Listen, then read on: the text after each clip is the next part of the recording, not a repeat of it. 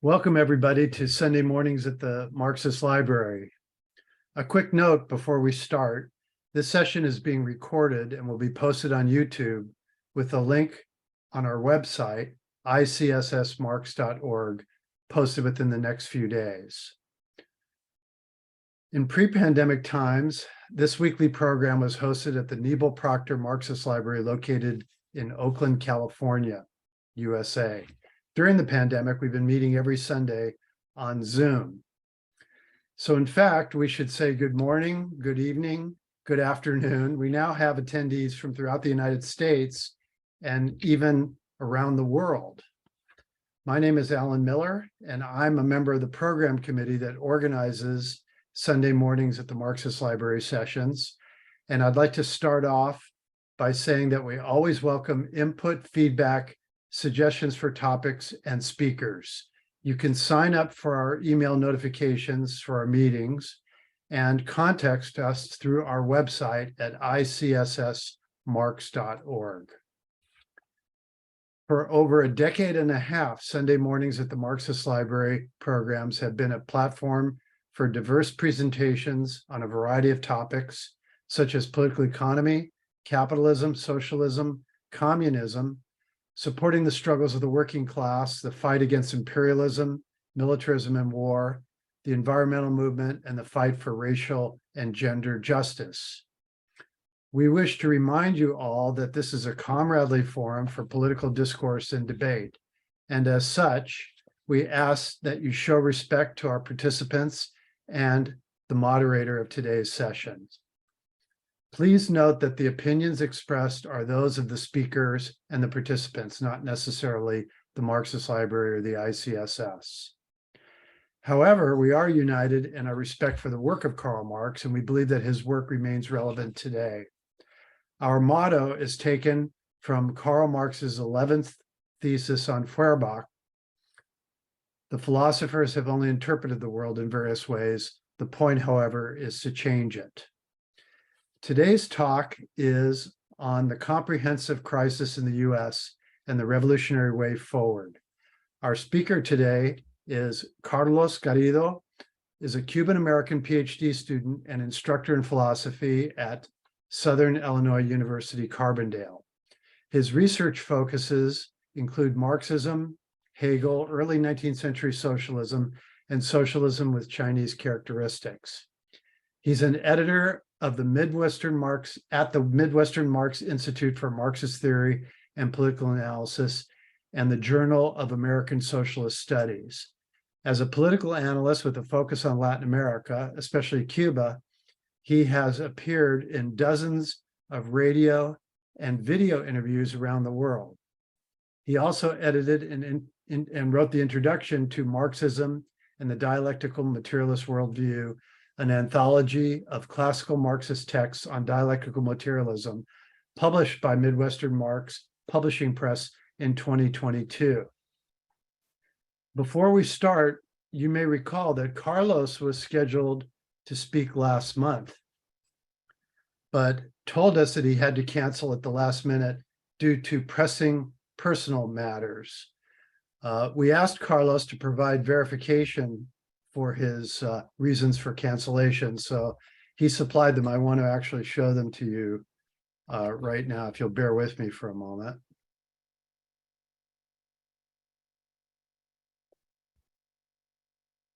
And here is the reason why. And Carlos, you might want to explain a little bit further. So why don't you go ahead, Carlos, and take it away. This little critter was supposed to come into the world November 15th, and he surprised us a bit early. It interrupted the weekend that I was supposed to present, but it was a wonderful interruption. And it's a testament to dialectics that lack of sleep, which always made me so unhappy, has for some reason sustained. While having so much lack of sleep, I've yet been so happy with the baby. And this was a picture that was taken yesterday. I had to do an interview on the book, and it was the the dress rehearsal. He farted on me, and it felt like the sort of dress rehearsal for what the Bao movement, the Bao revolution that came afterwards. But it's been a wonderful new experience for me and my wife, and very happy for the interruption that it provided. Well, on behalf of the library, we want to say that we accept your apology and wish you, you and your wife and your family all the best. Congratulations. So Thank you. take it away and do your talk. Okay. So as Alan mentioned, my talk today is on the comprehensive crisis in the U.S. and the revolutionary way forward. The U.S. tells the world and its citizenry that it is the best country on the planet, where freedom and democracy reign, and where an American dream exists, which affords all the opportunity to live flourishing middle-class lives with white picket fence homes and 2 automobiles. However, for the American working masses, as the great comedic critic George Carlin noted, it's called the American dream because you have to be asleep to believe it. When awake, what the American masses experience is the American nightmare, lives plagued by stagnant wages, inflation, and various forms of crippling debt. In the era of an empire in decline, the inhabitants of the belly of the beast find their conditions more and more unbearable. What the American working class is experiencing is an era of comprehensive crisis, which has infiltrated every sphere of the capitalist mode of life. The Marxist position on social revolution recognizes that there are 2 central factors or conditions which must exist for a revolution to take place. The first are the objective conditions, or what is referred to as a revolutionary situation. The second are the subjective conditions, which correspond to the consciousness and organization of the working masses and the vanguard party. In this essay, I will argue that the objective conditions for revolution are largely present in the US, and that whatever might be missing will arrive with the forthcoming general crisis of capital, expected to hit sometime in the next 2 years. However, I will argue that the emergence of the subjective conditions are fettered by the purity fetish which prevails in the socialist movement. Since it is the militants in this movement which are tasked with bringing the masses into the struggle for socialism, the overcoming of this purity fetish presents the precondition for a successful counter-hegemonic project. Lenin and the experience of the Bolshevik Revolution shows that the role of the vanguard fighter can be fulfilled only by a party that is guided by the most advanced theory. It is dialectical materialism, that outlook which Engels called Marxism's best working tool and sharpest weapon, which can both cure the purity fetish of the socialist movement and afford it the means to realize its historically revolutionary role. Objective conditions in the US. Okay. There are a plethora of factors which, when analyzed comprehensively, can point to the existence of objectively revolutionary conditions in the US. Since the late 1970s, as the Economic Policy Institute reports, wages for the bottom 70% of earners have been essentially stagnant, and between 2009 and 2013, real wages fell for the entire bottom 90% of the wage distribution. In no state in the US is the federal minimum wage, $7.25 an hour, enough to survive. Even if it is raised to $15, as the Democratic Socialists and other progressives have called for, the minimum wage would still not be enough for a working class family to survive anywhere in the country. With stagnant wages and inflation at a 40-year high, almost 60% of Americans are currently living paycheck to paycheck. Many of these are on the brinks of joining the 600,000 homeless people wandering around in a country with more than 17 million empty homes. It is not surprising in a country where there are 33 times more empty homes than homeless people that 34 million people, including 1 in 8 children, experience hunger, while 30 to 40% of the US's food supply, which is 40 million tons of food, is wasted every year. As it becomes more difficult for working class Americans to survive, more and more have been forced to turn to borrowing. Currently, the average American has $52,940 worth of debt across mortgage loans, home equity lines of credit, auto loans, credit card debt, student loan debt, and other debts. Additionally, because the US is the only developed country in the world without universal health care, The commodification of medicine has left more than half of Americans with such crippling medical debt that many of them have been prevented from buying a home or saving for retirement. This same for-profit healthcare system found it unprofitable to take the measures necessary to properly prepare for the COVID pandemic, the result of which has been that the US, while being 4% of the global population, accounts for more than 16% of the COVID deaths. Meanwhile, socialist China, while only having a tiny fraction of the deaths found in the US, has 4 times as many people. And that tiny fraction, to be specific, is 0.49%. Although the US's post-World War II rise to the dominant imperialist force in the world afforded it the means to plunder its way into becoming the richest country on the planet, what one finds today is a decrepit empire with crumbling infrastructure consistently rated in the D range. While more than half of federal spending goes to sustaining the world's most expensive military, spending more than the next 10 countries combined, many cities in the US, inhabited by millions of Americans, lack access to clean drinking water. Additionally, the US has been experiencing a historic decline in life expectancy, so much so that today the average Cuban, despite 6 decades of illegal blockades and hybrid warfare against their socialist project, lives around 3 years more than the average American. The hardships faced by the American people are intensified by the experience of living in one of the most economically unequal societies in human history, where even by conservative numbers, the top 0.1% hold roughly the same amount of wealth as the bottom 90%.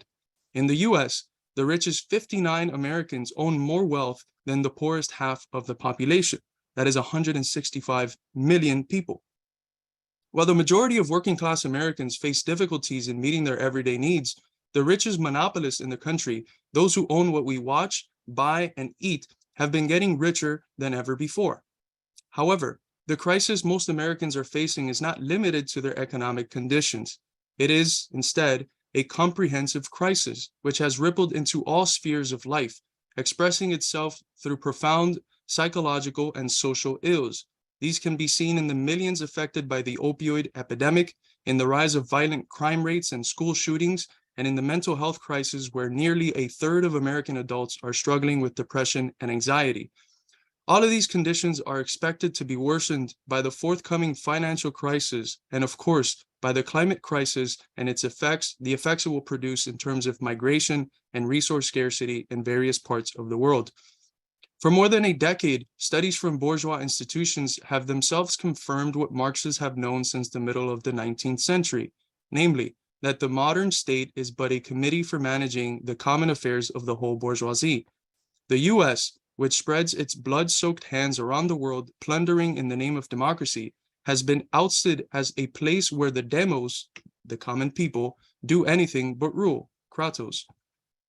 As a recent Ivy League study done by Martin Gillens and Benjamin I. Page show, quote, "In the United States, our findings indicate the majority does not rule, at least not in the causal sense of actually determining policy outcomes. When a majority of citizens disagree with economic elites or with organized interests, they generally lose. Moreover, because of the strong status quo bias built in the US political system, even when fairly large majorities of Americans favor policy change, they generally do not get it," end quote.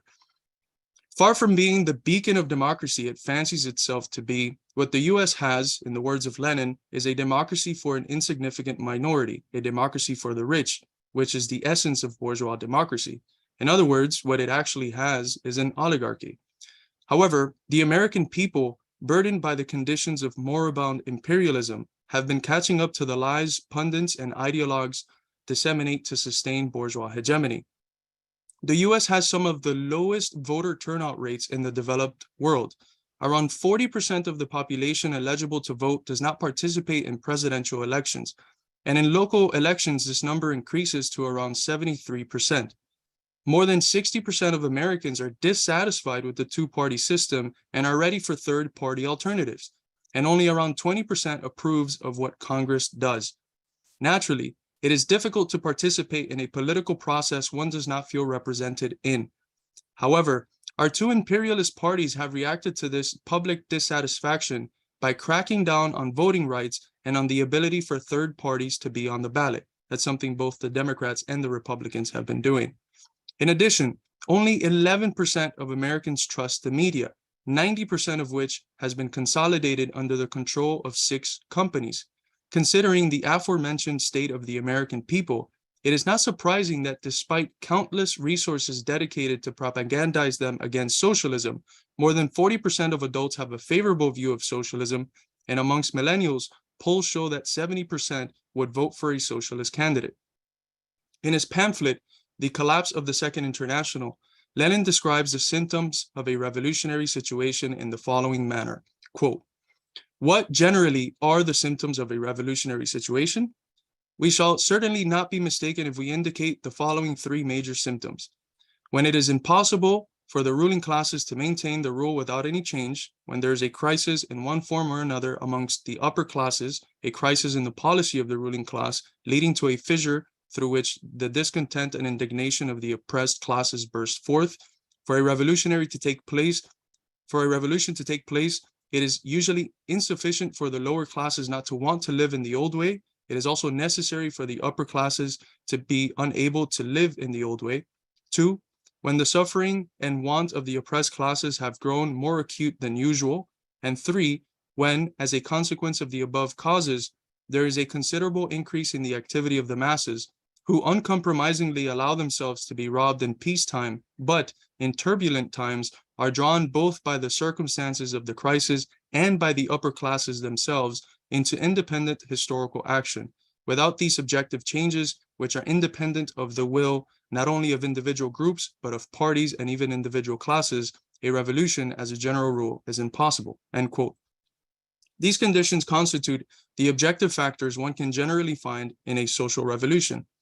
In essence, as Lenin later stated in Left-Wing Communism, revolution is impossible without a nationwide crisis affecting both the exploited and the exploiters.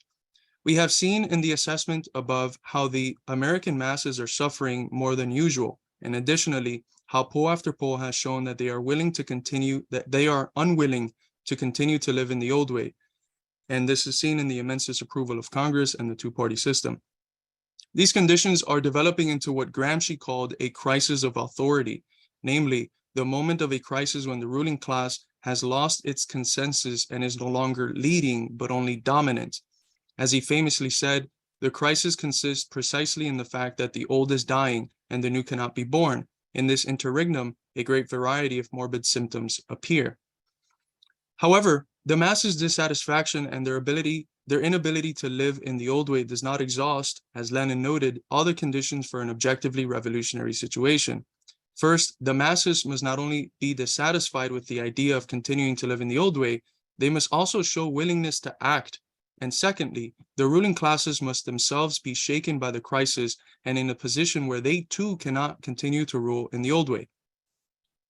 The willingness of the dissatisfied masses to act can be seen in a variety of places. From the 2020 summer uprisings, where 25 to 35 million Americans protested the racist police state following the murder of George Floyd, to the 2021 Striketober wave, where hundreds of thousands of workers went on strike, to the mass unionization efforts coming from Starbucks workers, Amazon workers, which is the 2nd largest employer in the US, and other industries. However, all of these have been spontaneous movements, some less ephemeral than others, which have been largely unable to be elevated to the level of revolutionary consciousness and organization. They represent, nonetheless, the prime matter with which a revolutionary organization may form a successful mass struggle for power. Have any of these conditions shaken the American ruling class? Do they find themselves unable to rule in the old way? Our response should be a resolute yes. The American empire, with its 900 bases around the world, used to be able to overthrow governments outside of its imperial sphere of influence with relative ease. In the international community, especially after the overthrow of the Soviet Union and the Eastern Socialist Bloc, it achieved unparalleled global hegemony, only opposed in the 1990s by Cuba and the Democratic People's Republic of Korea. All things in this world, however, are in a constant state of flux, and sooner or later, it was expected that the end of history would itself end, and that the US and NATO imperialist unipolarity would be challenged. It is our era of flowering multipolarity which marks the fall of the American empire, and with it, the ability of its rulers to rule in the old way. Imperialism, it must be remembered, is not a separate political military phenomenon governed by the set of foreign policies that a nation takes.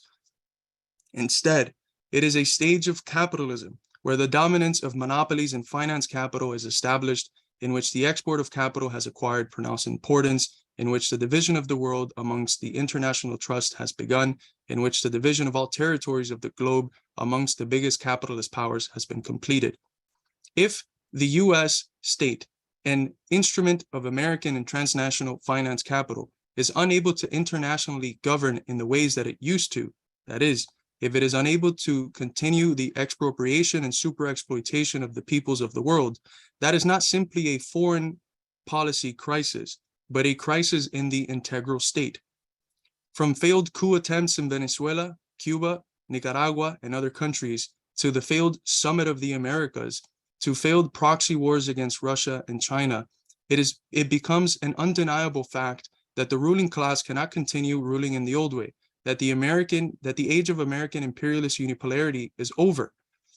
As the world continues to turn towards China for win-win relations and international trade, as La Patria Grande continues its leftward turn and its hemispheric unity against the US's Monroe Doctrine-style engagement with the region, as movements towards de-dollarization occur across the planet, as European citizens continue to protest the exacerbation of their material conditions by the US and NATO's proxy war against Russia, this crisis in the ruling class will show itself to be more pronounced.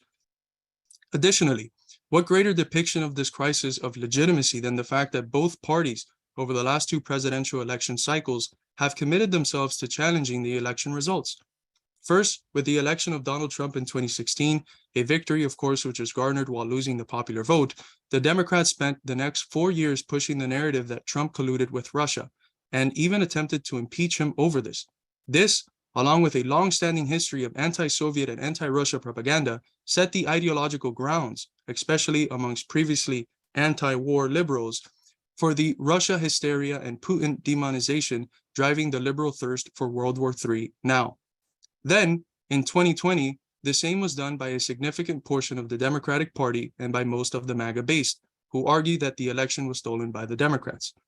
As Marxists know, democracy in liberal bourgeois states is limited to the peaceful transfer of power from one faction of the ruling class to another through elections.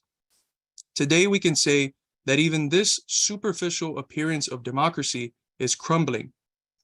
In doing so, we can see here another symptom of the ruling classes not being able to rule in the old way.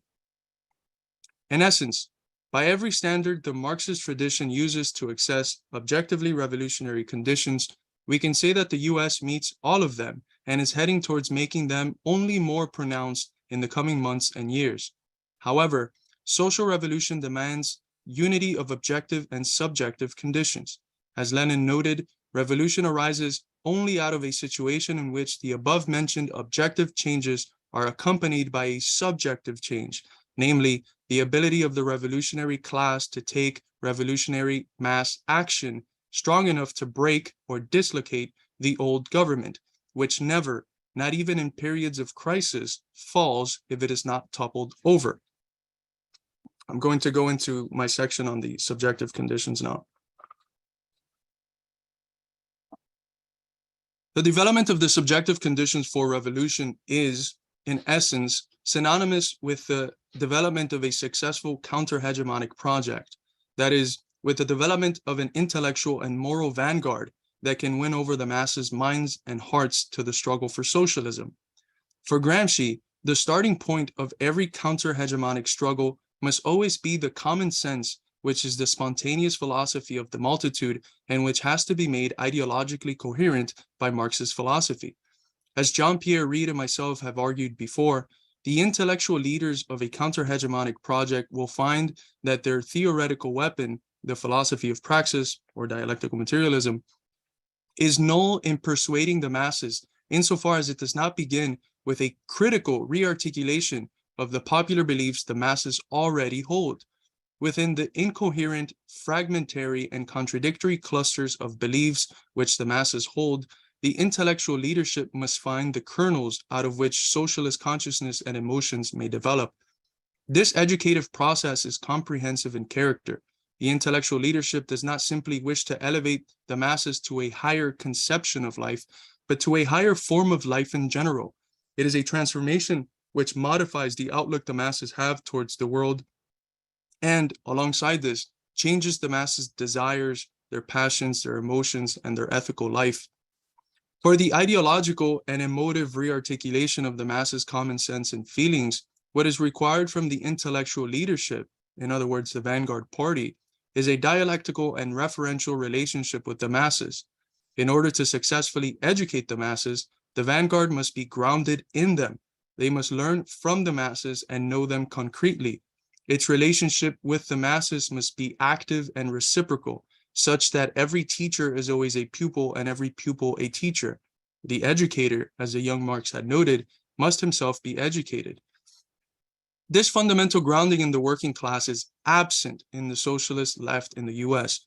There has been a profound gulf between the working class and socialist organizations, and what has come often to dominate in the latter is what Gus Hall called petty bourgeois radicalism, a mode of political practice and thinking which reflects the interest of the petty bourgeoisie and what Barbara and John Ehrenreich called the professional managerial class.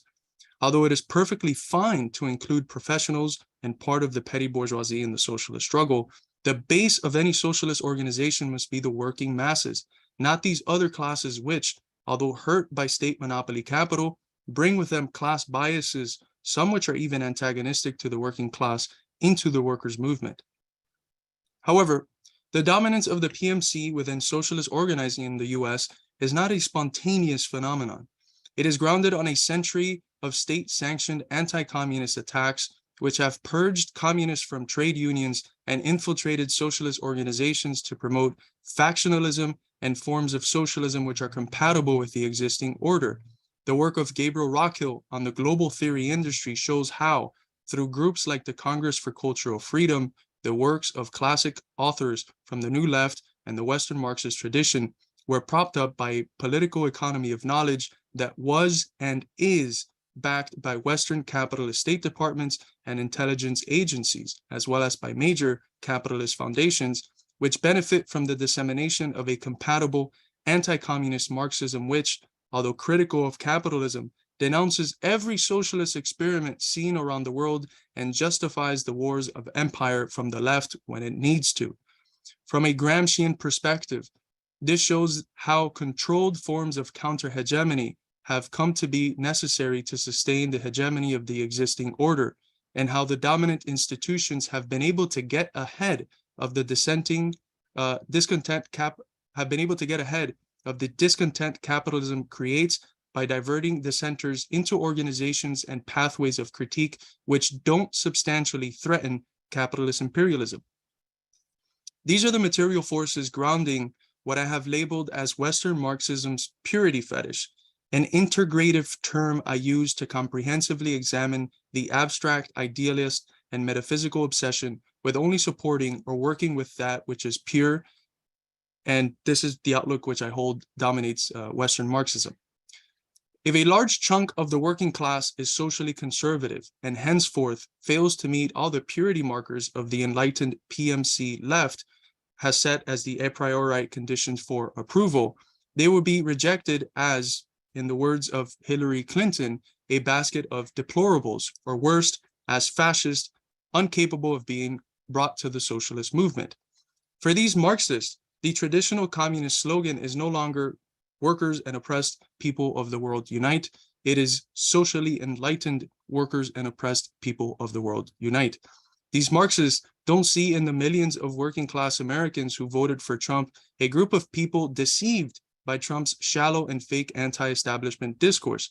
They don't see what is implicit in that vote is a desire for something new, something which can only be brought to them by the socialist movement, not Trump or any bourgeois party. Instead, they see in this large chunk of the working class a bunch of racists bringing forth a fascist threat which can only be defeated by tailing the Democrats, the same Democrats which in large part fund a lot of the more right-wing elements of the Republican Party. Silly as it may sound, this policy dominates the contemporary communist movement in the US. The purity fetish preeminent in Western Marxism forgets that, as Lenin said, one can and must begin to build socialism not with abstract human material or with human material specially prepared by us, but with the human material bequeathed to us by capitalism. Communists cannot pop into existence a pure working class from a void. They must learn how to organize all workers irrespective of the differences the ruling classes foist on the working class to divide them. Communists must understand that the backwardness the working class may have will not be overcome if one ignores them. This would only lead them into the hands of the fascists, who are always a contending force in capitalism's moments of crisis. Instead, it must be acknowledged that only through class struggle can the most backward elements of the working class evolve. This does not mean you tail behind them, but that you understand that because of their class position, they are objectively revolutionary, and therefore that their consciousness and emotions can always be elevated and re-articulated towards socialism. If communists do not have confidence in their ability to convince workers who don't already agree with them to struggle for socialism, how can they consider themselves communists? As Lenin eloquently noted, quote, "It would be an egregious folly to fear this reactionism or to try to evade or leap over it, for it would mean fearing that function of the proletarian vanguard which consists in training, educating, enlightening, and drawing into new life the most backward strata of the masses and the working class and the peasantry. On the other hand, it would be a still graver error to postpone the achievement of the dictatorship of the proletariat until a time when there will not be a single worker with a narrow craft-minded outlook or with craft and craft union prejudices. The task devolving on communists is to convince the backward elements to work amongst them and not to fend themselves off from them with artificial and childishly left slogans," end quote. The purity fetish Marxists, however, see the world statically and through an essentialist framework. They do not understand the struggle for socialism as a process. To them, the forces that exist currently will always remain where and as they are. This outlook is fundamentally antagonistic with the task bequeathed to communists by history, namely, to develop the subjective conditions for revolution. However, this outlook is itself not eternal. It too is subject to change and can be overcome through the development of the dialectical materialist worldview. When one consistently applies in their revolutionary practice the understanding that the world is dominated by change and interconnection, and that if we study the world concretely, we may begin to decipher the forms and structures through which change and interconnections takes place, the anti-dialectical essence of the purity fetish can be overcome. However, the purity fetish manifests itself in a variety of ways. Even if one removes the flawed rejection of swaths of workers for being too impure, the purity fetish infiltrates the analysis of geopolitics and history to the point where it naturally creates fetters for the development of socialist consciousness in the masses. For instance, as I have argued before, for Western Marxists, the triumphant socialist experiments of the 20th and 21st century, in their mistakes and totalitarianisms, desecrate the purity and the holiness of their conception of socialism. The USSR, to them, must be rejected. The Spanish Civil War upheld. Cuban socialism must be condemned, but the 1959 revolution praised. Allende and Sankara are idols. Fidel and Kim Il-sung tyrants, etc. What has died in purity can be supported. What has had to grapple with the mistakes and the pressures that arise out of the complexities and contradictions of building socialism in the imperialist phase of capitalism, that must be condemned. This position has been especially present in the democratic socialist movement, which, for instance, condemned Cuba, China, Venezuela, and Nicaragua as authoritarian in the 2019 Socialism Conference, where some of the hosted panelists received aid from various imperialist organizations, such as the National Endowment for Democracy. This raises an interesting paradox I have previously explored. How can one be a socialist if they genuinely think that each time a socialist or communist party has been in power, it has resulted in great failures? What sort of arrogance is required to claim that everyone in the third world failed at socialism, but we, the virtuous West, we are the ones who will succeed? This position is not only historically false, but revolutionary futile. Why would the working class follow something which has always failed? Instead of this, communists should be using the immense successes achieved by socialism in the Soviet Union, in China, in Cuba, in Bolivia, and in other places as examples for what socialism can achieve even while under the boot of constant hybrid warfare from the global imperialist system. Gramsci's work helps us understand that communists must appeal to the common sense understanding and feelings of the masses, and from there critically re-articulate kernels towards socialism. If rejecting socialist experiments abroad and large chunks of the working class at home was not enough, the purity fetish Marxists add on to their futility in developing subjective conditions for revolution by completely disconnecting themselves from the traditions the American masses have come to accept. Bombastic and ultra-left slogans such as "Abolish America" have become more and more popular in American communist spaces. For them and their one-sided outlook, the US is reducible to settler colonialism, imperialism, exploitation, slavery, and all the crimes of the ruling class and its state. However, in the underbelly of the ruling class's history lies its opposite, a long, arduous history of struggle against various forms of exploitation and oppression. This is the history of figures like Thomas Paine, Thomas Skidmore, John Brown, Frederick Douglass, August Willich, Daniel de Leon, Eugene Debs, Bill and Harry Haywood, Elizabeth Flynn, William Foster, Henry Winston, W.E.B. Du Bois, and Martin Luther King, and thousands more. This is the history further of the abolitionist movement, of the workers' movement, of the suffrage movement, of the various socialist, communist, and anarchist organizations that emerged in the late 19th and early 20th century. This is the history, in essence, of the struggle against capital, the state, and the various tactics used by the ruling class to keep workers divided amongst race, sex, religion, and other factors which hinder the collective class struggle. An honest glance at our history will help one recognize that the country has been composed of a unity of two opposed struggling poles, one which fights to defend the interests of the accumulation of capital, the other which seeks to defend the interest of working and oppressed peoples. The history of those who have fought for socialism, peace, workers' rights, indigenous, Black, and women's rights is not a separate history which stands outside of America and fighting against it. Instead, this history is an imminent extension of the injustices that have permeated our country. The workers who partook in these struggles, in their great majority, saw themselves as the real representatives of the American people and the American values of life, liberty, pursuit of happiness, sovereignty, the right to revolution, and the right to a government of, by, and for the people. All values, I think, which can only be achieved under socialism. They saw themselves as taking the progressive side of 1776 and its revolutionary tradition to socialism, what they considered to be its practical and logical conclusion. They were not anti-American or working under slogans such as "Death to America."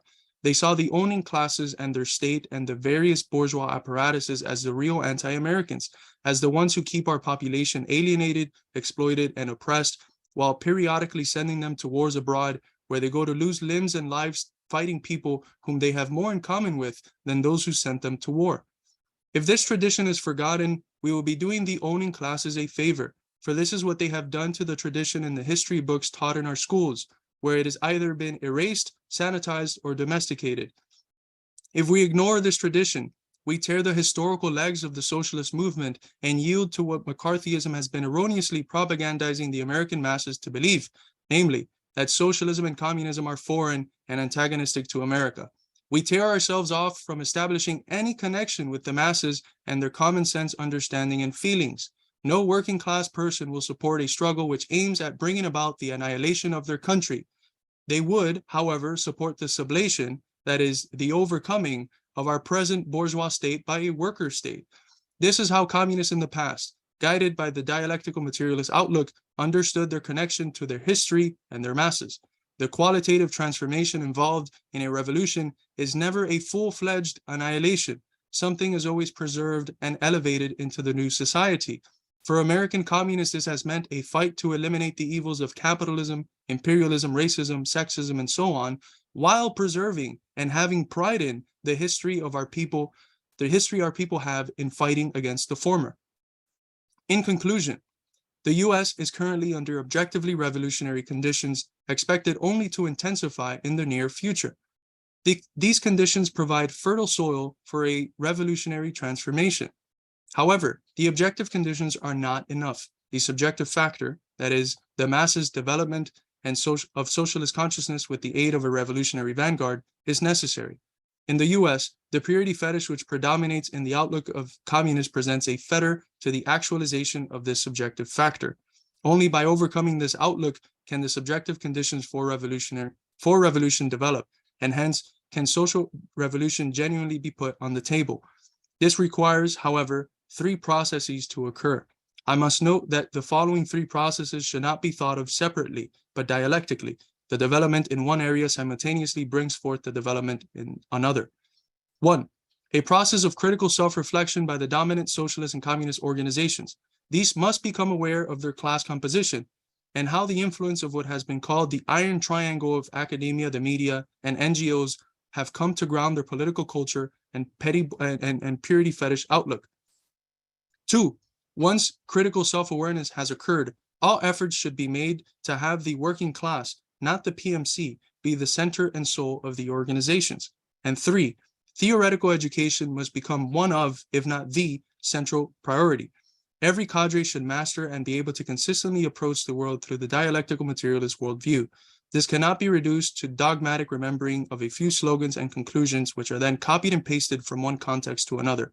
To have a genuine transformation of outlook, to be able to approach the world through a dialectical materialist framework is a creative and complex endeavor, one which requires the constant concrete study of the concrete. This is how we carry the living spirit of Marxism-Leninism into our age and overcome the one-sided extremes of right opportunism and ultra-leftism, which are both but forms through which the purity fetish manifests itself. And that's my presentation. Thank you.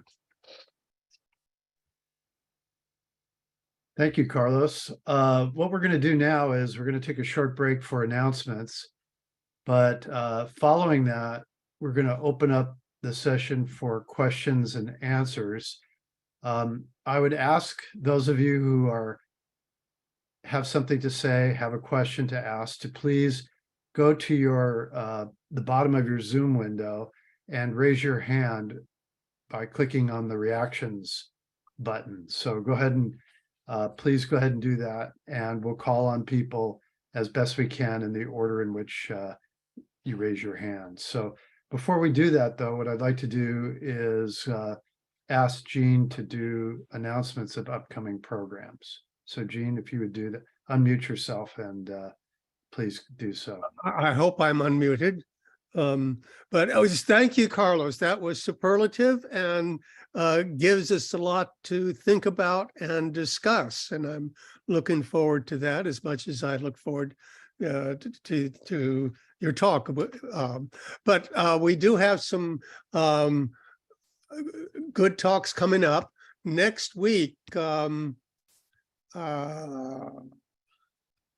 is Thanksgiving, basically weekend. So we're taking a break, but remember, you are what you eat.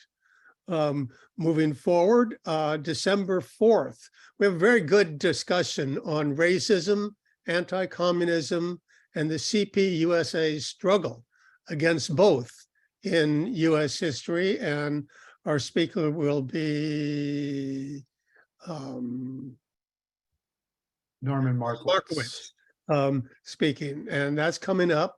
After that, December 11th, Iran's role in the anti-imperialist struggle with Bahman Ared, a Iranian American police activist and president of the U.S. Peace Council. We're going to take 2 weeks off for, then we're going to go to December 8th, elections Brazil and their global significance. And then we're going to take 2 weeks off and have talks on Marxism and the problems of linguistics, Stalin's work on linguistics. And we're having a talk by John Walsh on China's dynamic zero COVID policy, facts from the East and fictions from the West. And I was just one more thing that I will remind you that about our comrades on the East Coast, the Center for Marxist Education had a very good talk yesterday by Wadia Halabi on the Communist Manifesto's actual title, provides a clue to the fall of the Soviet Union. And that is available.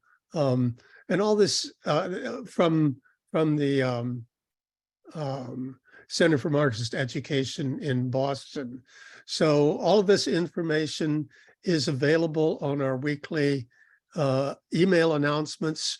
And if you don't receive them, you can sign up for them on our website, ICSSmarx.org, which will also provide you with information on how to donate money to the to our endeavor. I hope that covers it, Alan, and back to you. Thank you, Gene. Yes, I just wanted to remind people that you can sign up for email notifications for future programs by going to our website at ICSSmarx.org. You can also view the videos of past programs at the website. And you can also send us a message if you have any questions or suggestions, anything at all. There's a contact form on the website, and we will respond promptly if you send us a message. There's also information for how to donate, what Gene just mentioned, and the information is up there should you be able and willing to do so. So with that, what I'm going to do is I'm going to start on calling on people to ask questions of Carlos. I'm going to ask everybody to please keep your comments and questions down to about 2 minutes or so, to give everybody a chance. And I'm going to try to call on people roughly on the order in which hands are raised, as long as new people are raising their hands. So I'm going to start with Roger Harris, followed by Eric, followed by 338-2841. So Roger, if you would go ahead, please. Good morning. Thank you, Alan, and thank you, Carlos, for a very interesting presentation, one that is quite thought-provoking. On the subjective factor, there was quite a lot that I agreed with, especially the critique of the social democrats, the problems with ultra-leftism and such, idealism within the subjective element, and we'll see how those things develop. We need a communist party. I think we all agreed on that, but it's on the objective side that I found that I thought the analysis, well, I felt it was like coming from a great place, but it was, in the end, the analysis, I think, was idealistic and not materialistic. And I think if we look at other elections, other revolutions, because we have a number of examples of revolutions, I think we'll see that the United States is not quite at the objective level of revolution that you explained. It's pretty hard for me to do that in 2 minutes, but let me just make a few suggestions. There's a lot of quotology about from Gramsci and Lenin, which is good, but how does it apply?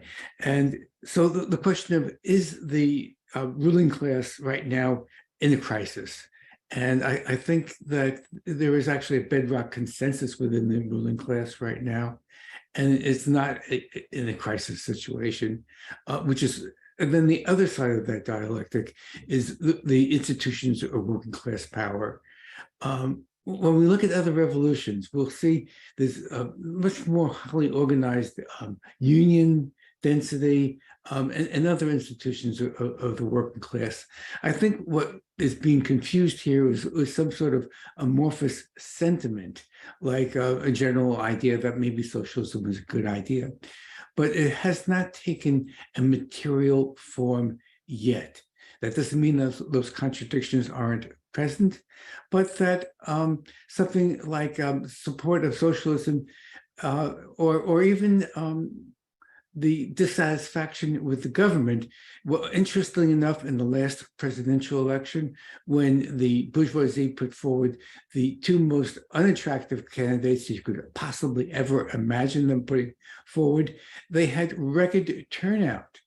for the election, showing a kind of a buy-in, that there's a lot of discontent both within Democratic and Republican Party, but that has been contained within those parties, and that the third party movement, which you commended, is actually in precipitous decline.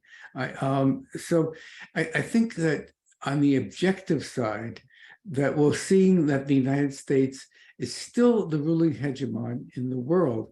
That doesn't mean that it gets its way all the time, but that objectively we're seeing that their institutions, such as NATO, is growing rather than decreasing. And Alan is cutting me off. Those are some of the things where I would suggest that we're seeing an idealist and not a materialist approach to the objective conditions. Thank you, Carlos. Okay, Carlos, if you want to respond, take as much time as you need. Go ahead, Carlos. Thank you for that wonderful question and the challenge. I really appreciate those because it helps the growth of the paper and it helps me think through these things with folks that are far more experienced. I would say one thing, you mentioned the institutions of working class power are not there. I agree. I consider those to be part of the subjective conditions though, because they deal with the organization and the elevation of the consciousness of the masses. So that's part of what I would consider to be the subjective crisis, which it of course has an objective component to it, which is actual institutions that have to be created. But I do agree with you there. But I consider that not part of the objective conditions, but part of the subjective conditions. You mentioned that there are areas of overlap with our ruling class, that although there's the contesting of elections, there's a lot of areas of overlap. I think that this proxy war being waged against Russia is definitely one of those. And I do agree that there's areas of overlap, but I do think that there's also areas of polarization and crisis as we haven't seen before in a very, very long time. And all of the most recent polls for where the American people are, the driving force behind a lot of the votes is to not get another candidate, to either not get Biden or not get Trump. And that is itself, even in the part of the population that is mobilized to vote, you can tell that there's a level of discontent there where they don't feel represented in the electoral system, and that poll after poll has shown that more than 60% of Americans disagree with the two-party system. They don't feel aligned with either party, and they would like to see third-party alternatives. As far as how third parties have done, the Party for Socialism and Liberation's growth, I think, is something to look at. I'm not in that party, but I think electorally it jumped in a matter of 2 election cycles, and it has gone from each election cycle, it has duplicated the amount of votes. And I think that the development of the Bernie movement, it was within the Democratic Party, but it showed the limits of that social democratic politics that occurs within the Democratic Party. And I think more and more people, specifically young people who were mobilized and brought to political action through Bernie, are seeing that. So I expect there to be, in the next election cycle, a stronger third party movement, whether it's the Greens, whether it's PSL or some other party. I do think that lack of an alternative is both, it's grounded on the very real battles that are waged by the Republicans, but I think more primarily in this field by the Democrats to keep third-party alternatives off the ballots. And there's been a lot of states where they've done work in order to get the people that have signed in order to have the Green Party on the ballot, to get them to remove their signature. So there has been a lot of work done to remove the ability for third parties to be on the ballot. But I mean, poll after poll shows that the American people are dissatisfied, and that with the more universalistic, not socialist, but the sort of ideas that Bernie put forward, they're the most popular in the country. So I think in terms of like a minimal program from a third party, there's something that if hard work is done in that area, I think that could win. And just lastly, I do think that the China challenge poses a threat to American imperialism. if you look at the development of China and just the amount of the world that's trading with China and turning away from the US, that's a challenge that the US hasn't seen since the overthrow of the Soviet Union. And that's something that I think we should consider and consider seriously. And, there's 12% of the world that fancies itself the international community. And it's the same former countries that colonized the whole world. And a second. what was that? And we can't take serious their self-positing of themselves as the international community. When we look at the polls of the amount of countries that support NATO's proxy war, NATO and the US's proxy war on Russia, it's a hell of a lot less than those who are critical of it. And the third world seems to be the heart of the critique, but of course it doesn't get, because of history and power and imperialism, it doesn't get the representation that it ought to get just in terms of sheer population. So I do think that the crisis of empire is serious. And if we think of the American state in an integrative fashion, if we don't just separate foreign policy from national policy, that crisis, I think, signifies the inability of the ruling class to rule in the old way. Okay, next up is Eric. If you would unmute yourself, followed by 2841, followed by Mike Gilbert. So Eric, if you go ahead and ask your question. First, I'd just like to say that it's excellent presentation. You seem to imply that you're working on this as a paper that you're going to publish. I certainly hope that you do publish what you presented on the internet and not say in some academic journal. I think what you said is important. I've been waiting to hear something like this for a long time. I just virtually nothing that you said that I disagree with. So my only question is, are you going to publish this? And well, actually, I do have a question. What do you think of the People's Party, the Movement for People's Party? I don't know if you're aware of it. Yes, well, thank you very much. This paper was, it came to fruition because it was requested by a magazine out of the Autonomous National University of Mexico that's associated with the Communist Party over there, which is Revista Memoria, the memory magazine. And the version that I presented today is an extended version of it that we will be putting out in the Journal of American Socialist Studies, which is a journal that is public, and it's published through our institute. And so it would be made available on the internet. I also am a very big critic of the academic paywalls, where you have to pay $40 or something to get an article or have access to the interlibrary loan, which you can only get if you're associated with the university. I'm a very big critic of that, and I think that Marx's theory and work should always be grounded in social struggles, and that if 15 academics are the ones reading it, that's not Marxist theory. You're doing something else there. You're just trying to pad CVs. And no offense to anyone who does that. I have to do that with other forms of work because I am within academia, but I think the important stuff I like to have public. As far as the People's Party, I have heard of it. I think that it developed as a faction of the Bernie movement that wasn't going to toe the line of vote blue no matter who. And I support that, as someone who dedicated countless hours working with Eddie, who spoke here a few weeks ago, working with Eddie in 15-degree Iowa weather, knocking doors, talking to people. I was very disappointed when he just took all the funds that we had donated and just gave them to Biden. And I'm sure a hell of a lot of people who were mobilized by his movement were as well.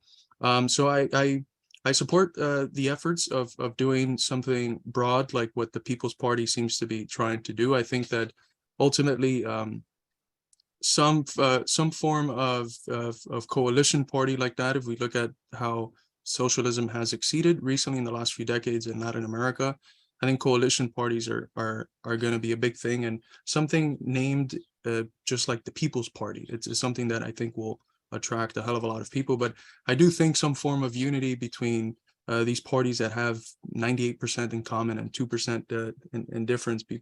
Parties like the Communist Party, the PSL, organizations like the Freedom Road Socialist Organization or DSA.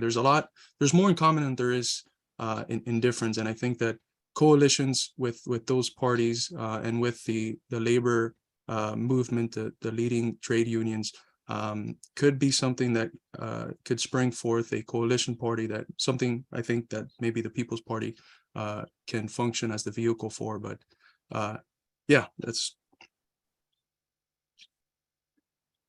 Okay, next is Rich Johnson, followed by Mike Gilbert, followed by Richard Wright and Raj Sahai. Rich, if you would unmute yourself and ask your question. Hello? Okay. We can hear you. So, yeah, thank you. So, Carlos, I have to say, in response to Roger's, I actually liked Roger's critique, and I liked your response that you'll take what he said seriously. But I will say that about a few minutes before you finished, I had an emotional breakdown. I started crying for, I say, over a minute, because I was so emotionally, I really appreciated what you said. I couldn't find anything at fault, not meaning there's nothing you can't improve on. I just mean that I've been waiting to hear what you said for a long time, and I hope you have other friends that are as articulate as you are and as advanced as you are that can push that. I will look into your work myself and get past this emotional breakdown I had, which was really healthy. I let out a lot of stuffed up emotions. It was a really healthy thing. So I just can't say thank you enough. I hope your paper publishes and we can read it. I'll listen to this again as soon as we put it out on the internet in a week or so or less. I just can't say anything more. I don't want to be over redundant and take too much time, but thank you very much. And Eddie was fine. It was great. He did the same thing to me, not quite as much as you did, but the pair of you sound like a real force. And I'm glad you're working together and support each other. And your whole thing, your key line of the purity fetish, I absolutely agree with you on that. There's so much, like you said, 98% whatever. There's so much that we have in common with all our comrades out there and with all our friends out there doing this kind of work. I've been doing it for 50 years, and I'm, up and down. I want to say one thing specific that I hold really important to myself, and that is my understanding, which might not be full, of Lenin's What Is to Be Done when they were organizing the Bolshevik Party.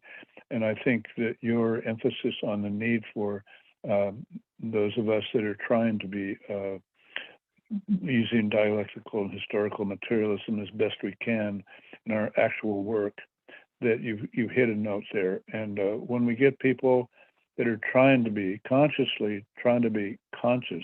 which is a difficult task, and to work directly with the working class and not just in these conversations that we have all the time amongst ourselves, but become more articulate and capable of sharing and learning from the people that we know we need, that are the core of the people that are going to have to make this work happen in the U.S. So thank you very much.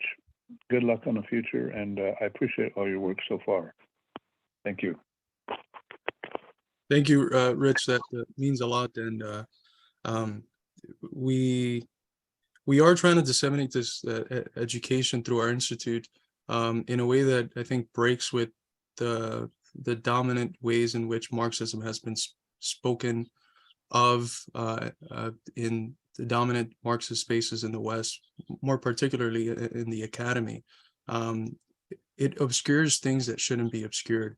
And one of the things that we do in our more popular fields of work and like our YouTube video is try to provide everyday examples for things that can help people in an allegorical fashion understand things like the dialectical materialism. I recently did a video where I compared the process of a Bob Ross painting to the process of the dialectical ascension from the abstract to the concrete, and it received a lot of people who felt that those ideas, which were obscured to them, that they didn't really understand it, they felt like the example helped a lot. And we're constantly trying to do it with similar things that people understand and show them how the dialectical materialist worldview is present there, and that you can say things in a way that everyone understands it. I think if you really know things, you should be able to express those things in a way that everyone should be able to grasp it. So in essence, that's really what we're trying to do. But thank you. Okay, next is Mike Gilbert, followed by Richard Wright, Raj Sahai, and then Peter Fay. So Mike, if you would unmute yourself and ask your question, please. Yeah, thanks very much. Yeah, I'm participating from Boston in Lincolnshire in Great Britain. So my perspective is a little bit different. It's a bit more Anglo-centric than some of the other colleagues online. But I too have spent a lot of time trying to popularize the ideas of Marxism in a way which is accessible to ordinary working people, because the bourgeois class and the bourgeois political system is very keen, as you've said, to sort of try and minimize the popularity of these ideas, because they challenge the very core of sort of bourgeois economics and bourgeois politics. I've identified a couple of things which are sort of, I guess they could be called modern challenges. And one of the modern challenges I think we face as Marxists today is that in the late 20th century, capitalism in a sense properly failed, in my opinion. But what we ended up with was a kind of neoliberal revival, which took the banks center stage and created a world in which debt-based consumerism became a kind of a new opium of the people, if you like, replacing religion. And in this country, at least, there is still a huge kind of commitment to that debt-based consumer lifestyle, which prevents people achieving that level of radicalism and that collective consciousness that's necessary to see a revolution properly progress. I've written about 5 pamphlets kind of explaining some of this stuff, and so I won't bore you with the details of that. I'll put the link on them, or I'll put a website on the chat. But what I think we need to do is I think we need to explain to people how dialectics basically works in the simplest way possible, that the capitalism created some principles that people in the West have come to enjoy: contract, choice, and consent. We've been told that this underpins our Western civilization, and in a bourgeois context, yes, it certainly does, but not in a Marxist sense. In a Marxist sense, contract, choice, and consent have been utilized to create unfairness, inequality, and elitism.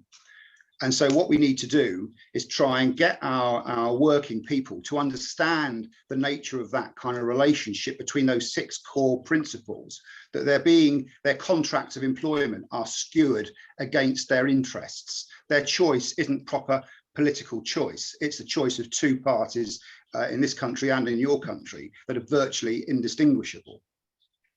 And so for me, the challenge is to not necessarily be a vanguard who kind of occupies the existing political system, but to actually challenge the authority of the existing political system. So my view, for example, in this country, is that we should get rid of our House of Lords and we should create a lower chamber that is occupied by people who represent real local communities. Because when you get to that level of political engagement, proper political engagement, then the institutions of capitalism will be forced to adapt and will eventually, I think, be burst asunder, to use Marx's phrase. I just wonder, there's a long sort of waffling narrative there, a bit of a stream of consciousness. I just wonder whether that chimes with your thoughts on the situation in the States. It sounds like it might do in part. Yeah, I think that there's a lot of overlaps there. I do think the last point you mentioned, like a way of promoting participation, the political participation of the mass of people in a more frequent manner. I think that is important, because there's a lot of nihilism in the US. If I can excuse myself for bringing in Hegel and the phenomenology as a result of I guess the pain of the world. There's a few different movements that Hegel describes as responses to that. There's Stoicism, which you see it in the US, and the capitalist logic of, forget about everything else and just focus on what you're doing. You can make money regardless of what background you come from. There's skepticism, which I think is embedded in a lot of this nihilism. And then there's the unhappy consciousness, which is a full resignation and just an acceptance of the pain. And I do think that a lot of people have that going on, and that's going on a lot in a big part of the population in the US. As far as the consumerism being the opiate of the masses today, I do agree with that, and I think that we should have analysis of the role of consumerism and how it dulls political activity and helps people become to some extent okay with the exploitation that they are facing. I do think that there's a risk involved in emphasizing consumerism, and the risk is I think what ends up happening with like the Frankfurt School and with some of the new left, which, as I mentioned, Gabriel Rockhill's work, he shows that a lot of those people were funded by the leading capitalist foundations, by the state departments, and very much proliferated. And although I think they provide interesting ideas in terms of consumerism, they all end up, like Marcuse, they end up in this position that resembles a lot, I think, contemporary Maoism. And that's not to be confused with Mao Zedong thought, which is the one that's sustained in China, but which is based on this distortion of Lenin's notion of the labor aristocracy. Instead of the labor aristocracy being that upper strata of the working class, which dominates the working class organs of power and turns its back on the working class and promotes imperialism and aligns with the capitalist class because they get basically the crumbs of the super exploitation that's carried forth around the world and in the third world. Instead of that being the understanding of the labor aristocracy, which would warrant, as Lenin said, going into those unions and showing workers how the leaders of those unions are selling them out and are siding with the working class. The notion of the labor aristocracy, because of an analysis that's grounded on consumerism, manifested itself in Marcuse and in modern Maoism as the idea that the whole working class of the global north in the US and Europe is all part of one big labor aristocracy, and that the working class was fully absorbed into the apparatuses of capitalism, so much so that it wasn't anymore a revolutionary agent, but that it was an accomplice, the whole working class, not just the upper strata, an accomplice of imperialism. And ultimately what that leads is to political nihilism, right? It's like, what the hell are you supposed to do then for socialism if the working class cannot be revolutionary? You just put your hands in your pocket and just focus on publishing academic papers. So I do think we have to analyze consumerism, the role that it places in helping working people not be involved in political activity and how it makes them resignate to any form of revolutionary praxis. But we should be careful that it doesn't turn into the Marcuse modern Maoism pipeline. Okay, next up is Richard Wright from the People's Republic of Texas, followed by Raj, followed by Peter Fay, followed by Sharon. So Richard, if you'd unmute yourself and ask your question.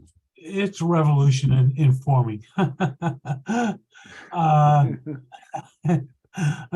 Thank you for your presentation, Carlos.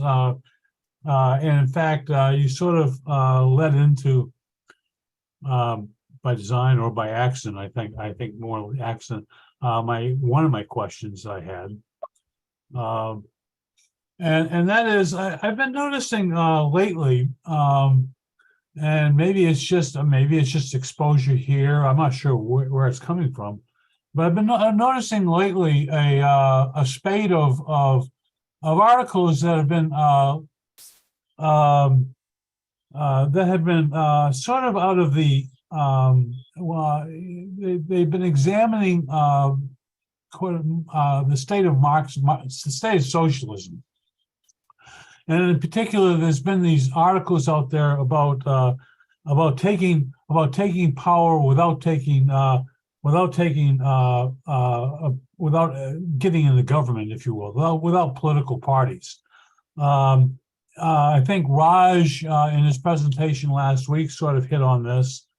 I read an article in these Times where they talked about basically dropping out of political organizing, and in favor of, I gather, I'm not sure actually, John Holloway and David Graeber are two authors that are mentioned by these what I think are anarchists basically.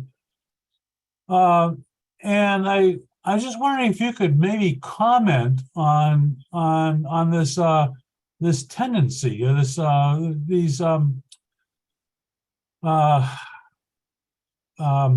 seems to be, back when I was growing up, I mean, it was taking part in politics. That seems to have been divorced. That seems to have been thrown aside. And I know it's not everybody, but I see elements of these people rising up in DSA, for example.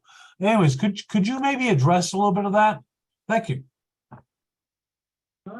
Okay. I think that's that's a approach to politics that was very distinctive of the anarchists and the ultra left segments of the Marxist left, which just I think want to fully ignore political participation. Now I think that somewhere a midpoint between the overemphasis on politics and the complete rejection of politics is the right place to be in. We should engage, I think, in bourgeois politics, but always because we understand that there's still a lot of working people there, and we should be showing them the limits of bourgeois politics and the fact that, even the reforms that are won within bourgeois politics are always susceptible because the capitalist class is still in power and dominates the state, of getting pulled back. So I do think that there needs to be political participation through the forms of parties. Now, I do think that that Marxism-Leninism is something that's creative, that the heart of it is not the conclusions, but the method and the outlook, which requires constant application and readjustment to changing conditions. That's why I mentioned earlier, like coalition parties, just because I've seen that in various parts of Latin America, it has worked. Now, how much have they worked? Have they worked like the Cuban Revolution worked? I wouldn't say that. There's still it's achieved socialist parties in power within a bourgeois state that is still susceptible to counter-revolution and reactionary practices and infiltration through imperialist interests. But I do think that we have to be creative in our approaches and think about what would be the most fitting way of participating in Marxist-Leninist politics today. I do think a vanguard party is something we need. Whether the vanguard party is embedded in a larger coalition party, I think only time and praxis would tell. I can't predict that, but my instinct would be to have that coalition party with a strong vanguard party at the front that focuses on political theoretical education. So any attempt at removing socialist politics from political praxis, I think is a mistake. I mean, Lenin told us that bourgeois politics from the lens of history is defunct. It's basically dead, but from the lens of the particular concrete conditions, insofar as a big portion of working people still buy into it, we have to participate in it. So that's my position today. Okay, next is Raj, followed by Peter, followed by Sharon. So Raj, if you would unmute yourself and ask your question, please. I have unmuted. Thank you, Carlos, for your talk. I want to bring up this question to you. I think when a revolution took place in Russia in the early part of the 20th century, Lenin wrote this several very important theoretically advanced it to the 20th century by saying imperialism, the highest stage of capitalism, it would therefore has reached that, so therefore different tactic. In other words, the peasants became a bulwark for revolution behind workers, okay? China, Mao did the same, okay? But today, the situation is different, okay? And I think Mike Gilbert alluded to that in his address, is that the capitalist system, by it buys out workers, at least in the Western countries, but globally, communism is set back.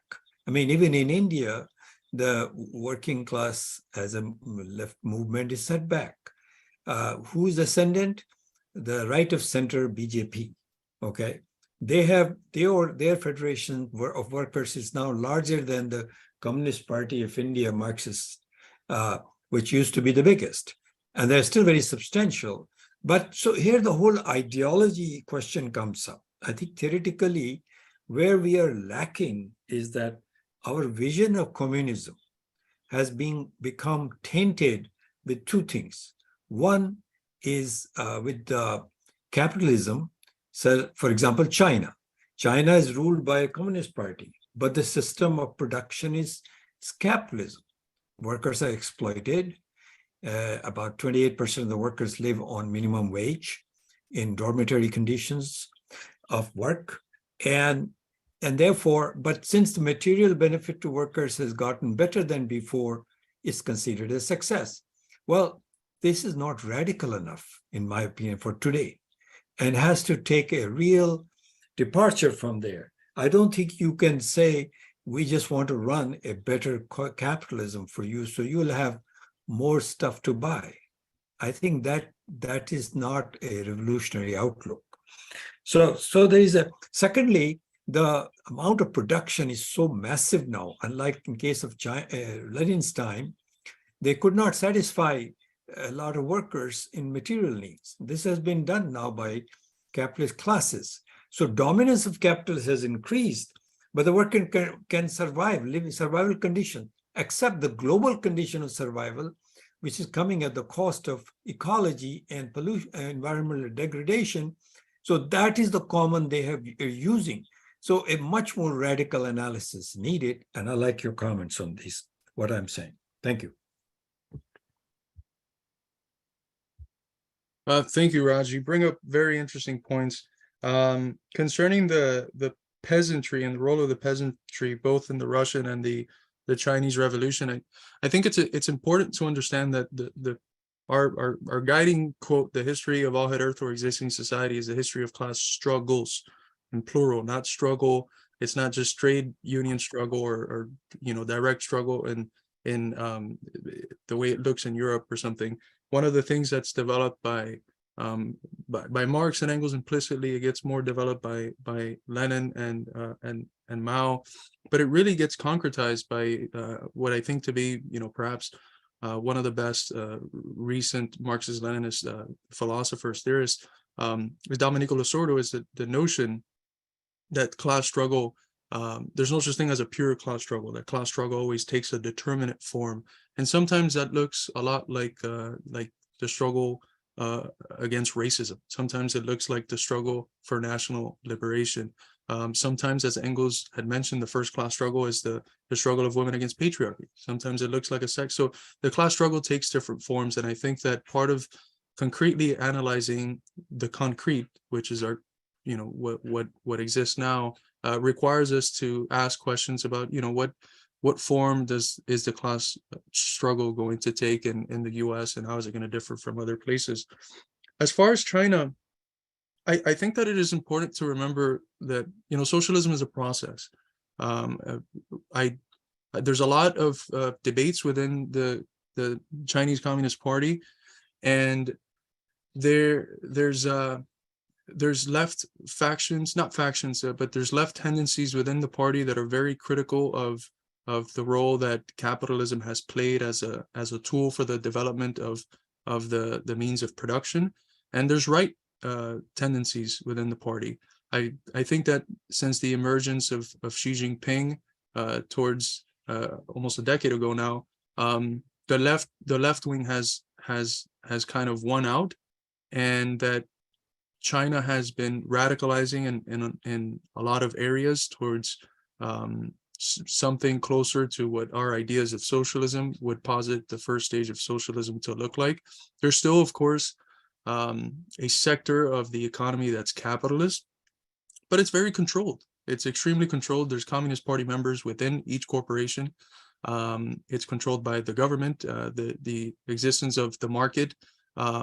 As Xi Jinping puts it, there's the visible hand that controls the invisible hand, and we can't deny the success that they've had in raising 800 million people out of poverty, and in the last 10 years in reducing inequality and creating common prosperity, and in presenting a real threat to American global hegemony through win-win relations internationally.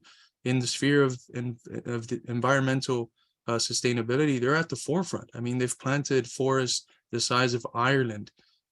It's really impressive what they're doing, and some of the leading ecological Marxist theorists in the West, people like John Bellamy Foster, like Ian Agnes, they're looking to China to learn, right? And they're working with academics such as Cheng and Fu to learn how it is that they have achieved, I think, such successes, and for them more specifically in the field of the environment and ecology. So I do think that China's not perfect, right?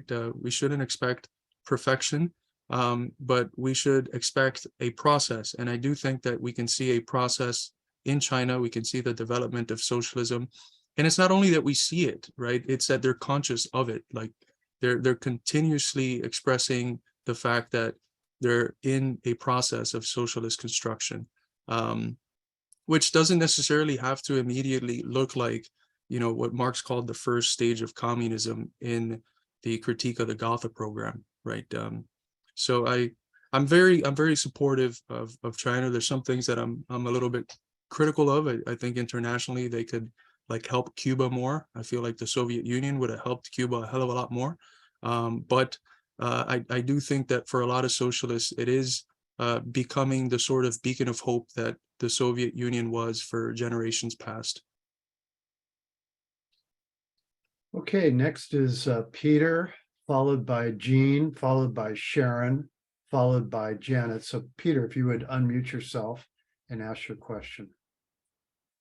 Well, you totally lost me there on China, but that's a whole nother discussion. Probably not, maybe not worth trying to resolve that today. But I was going to talk about something else, and that is, who is your audience? Who are you trying to talk to? Because I'm listening. I listened to you. I could have heard similar addresses by many different people on the same subject with similar types of analyses, which is great. It's interesting, but who are you trying to address? Who are you trying to win over? Because to me, it sounds like your audience is perhaps leftists. Maybe they're progressives. You talked about coalition with leftist parties, various parties who've probably not got more than 0.01% of the vote in a long time, maybe more. I don't know.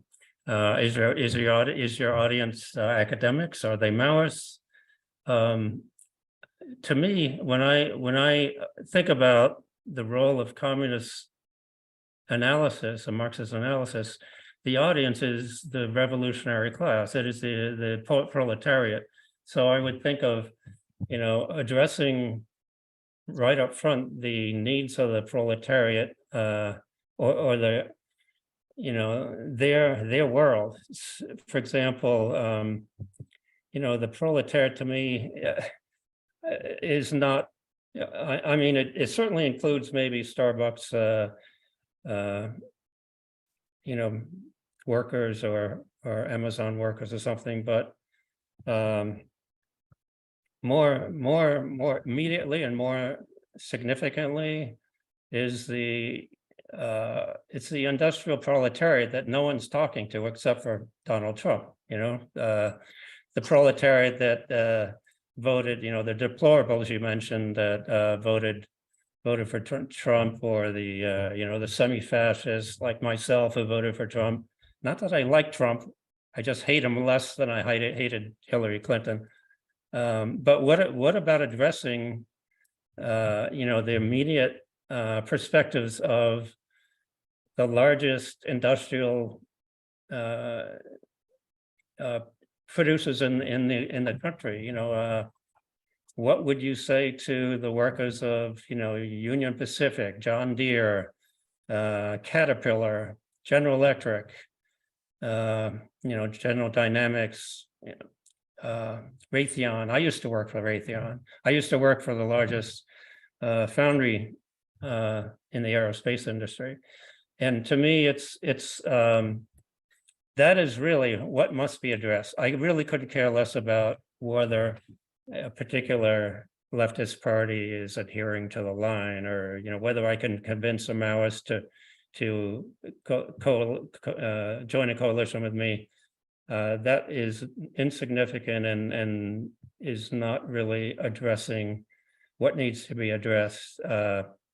And I did like the subject matter that you're looking at. You know, I like the fact that you're talking about, can the ruling class rule in the same old way? You know, is it unable to rule anymore? And I don't know what world you're living in, but in my world, they sure as hell are ruling in the same old way, and they are absolutely guaranteed to rule that way for quite some time still. They are not weak. They are not unable to continue their rule. They are ascendant and more powerful and capable today than they ever have been in my lifetime. They are making the British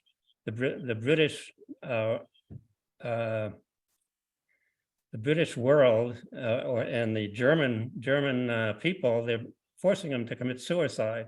They're destroying all of European production, energy supplies. They are destroying for their own benefit the West, you know, the leaders of the Western world.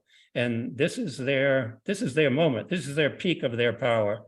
I agree, they will be broken sometime soon by China and Russia. Their dominance will be broken, but they are ascendant and they are ruling the world. And until such time as they make the foolish choice to go to war with Russia, if they do that, which I hope not, they are controlling the Western world, and they are perfectly happy. I am convinced they're perfectly happy to do it this way.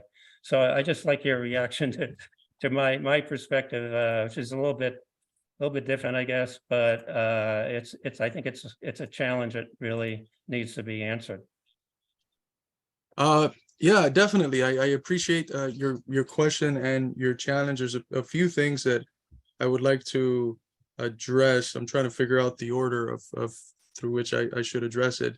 I'll start with your point about the industrial proletariat. I agree. I absolutely agree. If you look at the founding document for our institute, a big part of the proletariat that's being ignored is that part of the working class that's in the heartland that works at what I would consider to be the pressure points of capital, right? The real source from where most of the surplus is extracted. I think the real heart of any economy. And I think that part of the working class has been ignored. It hasn't been ignored by us, though. We have been very emphatically supportive of it. In fact, when the John Deere strikes were taking place, the videos that we made received millions of views, and they were shared around by working class people all across the Midwest. We worked with the UAW and with various unions and various local unions to get the strikers food and to do various things. So that's that. And besides that, one of the best friends of the project, who's one of my personal best friends, he's currently right now one of the the leading voices in the rail strike. So we are very much involved in that sphere. We have friends in the up and coming leadership that are tied to our project. And we don't want that to signify an ignoring of the other struggles of the working class. We want to address all of them. But I do think that that section of the industrial proletariat has been ignored wrongfully by the dominant socialist groups, and maybe some other sections which are important and are exploited and should also be considered as part of the working class, but they've been overemphasized a bit. So when the mining strikes came up, we were doing the same thing, sharing videos that were shared around by hundreds of thousands of people, and donating the donations that we received from our institute to the striking miners, and working with the parties that were working at the forefront of helping the miners as well. So I do think that that point is good, but it's also one of the things that we're doing, and that's part of our audience. But we don't just have one audience. We try to cast our net as wide as possible. And that's been in part the spirit of our project. We have, on the one hand, a TikTok account that's primarily headed by Eddie, but we have other folks from the Institute participate. And in this TikTok account, we've grown it in the past up to 400,000 views before we got banned, and then we got banned 2 other accounts, and now we're receiving censorship again. And we make videos there that are seen by hundreds of thousands of people, sometimes millions of people, and everyone has a cell phone now. The working class it's not just reading newspapers. They have a cell phone, and they engage with our work, and they share it around. And we've faced a lot of censorship for that, and a lot of attacks. It hasn't gotten anywhere near to what it was during the height of McCarthyism, where as some of the folks in our institute had to experience the FBI following them for 10 years. But we just had a comrade of ours get fired from her job because of her courageous work countering Ukrainian nationalist propaganda and the current narrative for the proxy war against Russia. We just had Eddie Smith. Yesterday, he got doxxed, which means that his private information was released by an account that has 1.5 million followers. And that account told their followers to send emails to Eddie's employer to get them fired. This has happened a few times to both Eddie and myself, and to other people in the Institute. So it's a broad audience. It's socialist militants. It's party people. Our Institute has people from all parties, from PSL, from PCUSA, from CPUSA. Most of the e-board is CPUSA. There's people from DSA. And I do think that transformation, that the paper specifically addresses what I consider to be some of the failures of the socialist left in doing precisely what you mentioned that we should be doing, addressing the working class directly. And I think that part of how we can do that successfully is overcoming the conditions, the errors which I have labeled as a result of the purity fetish. Yeah, I think we have to remember that this switch towards the financialization of capital investments that has occurred over the last few decades, it's grounded on the tendency of the rate of profit to fall. And at the source of everything, you have that part of the proletariat, which is engaging in work in the pressure points of capital, is the one that you referenced. And that one has been ignored, but we're trying to address it as best as we can. But thank you for your question and for your challenge. But I do think a lot of what you mentioned, you are correct in mentioning. Yes, Carlos, we didn't promise you that the questions would be easy, but you're doing a good job addressing them. Next up is,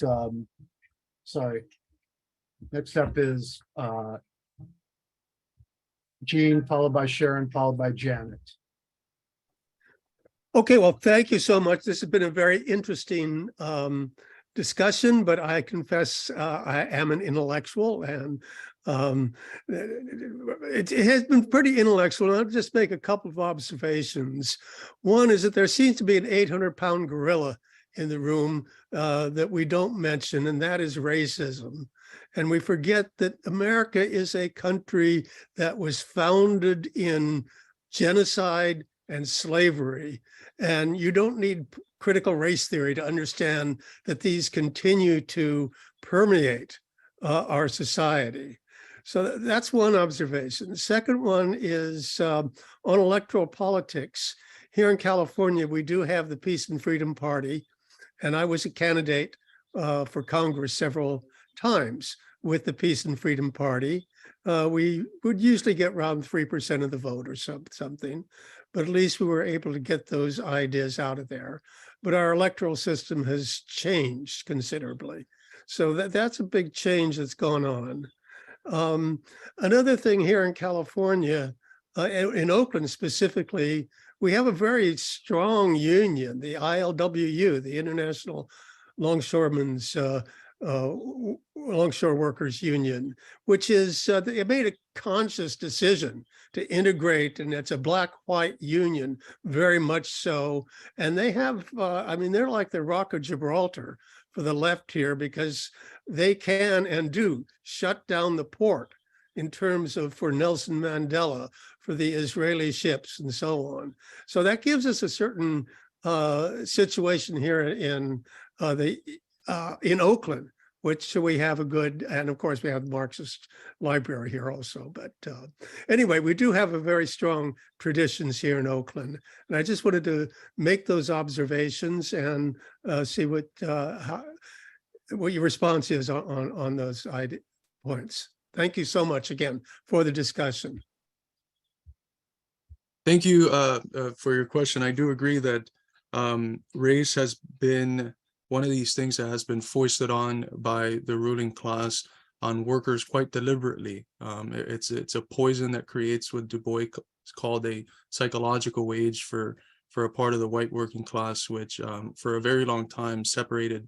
It presented a sort of poison for interracial solidarity. And what we find is that the communist movement, more specifically the communist movement, even more than the Socialist Party, it was the CPUSA, has been at the forefront of the struggle against racism, and that I would like to consider, with the framework of Losordo, that those struggles for Black liberation are forms of class struggles, determinate forms through which the class struggle appears, right? If we consider the class struggle as the universal, it has to always be embodied in the concrete. And in our past, it has been embodied quite a bit as a form of race struggle for Black liberation. I do not want to undermine, however, the successes of the civil rights movement and the advances that were made with what I consider to be, almost a third American Revolution that was carried forth by the civil rights movement. And if we recall, the struggle and the movement of Martin Luther King Jr. himself entered a second phase right before he was killed. And that phase was the phase of class struggle, of emphasizing on economic struggle and class struggle. And I think that is the legacy that we have to pick up today. I do think that today the prime factor that's preventing working class solidarity, I don't think it's racism anymore. I do think that there were tremendous advances after the civil rights movement, and I've worked in the part of the country where it's supposed to be the most racist, and I don't see it. I don't see it amongst working people. I don't, there's very